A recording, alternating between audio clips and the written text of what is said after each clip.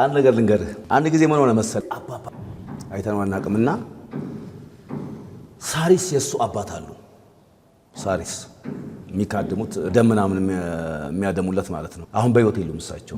አጂ ዑመር አበጋዝ ይባላሉና እሳቸው መተው ሲቃም ቤት ውስጥ ሆነው ይቀማሉ። እታችኛው አዳራሽ ደግሞ አገር ህዝብ አለ። በየወሩ ገብርኤል ይከብ ድንገት አባባን ይዘው ተወጡ።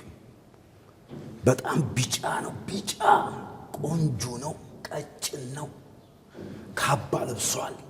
ይሄ ለታቦት የሚያዘው ዣንጥላ ተይዞለታል። ሳየው ደነገጥኩ። አለቀሱ ሴቶቹ ወንዶቹ። አባባ ሳና ይሄን ዓመት በእየየ ተባለ ማለት ነው። ለካ ተለምኖ ለመጀመሪያ ጊዜ ወደ ህዝብ ይወጣል። እየተጨፈረ ታችኛው አዳራሽ ደግሞ አገር ህዝብ ነው የሚያጎራው። በጣም ትልቅ አዳራሽ ያጎራል። እዛነ ሰይፈ ምናምን አሉ። ሀድራት ይዟል፣ ይጎራል። ልክ አባባ ሲገባ ጠቅላላ ውቃቢ በሰዎቹ ላይ እንዳለ ቁጭ አለ። ጠቅላላ ቁጭ።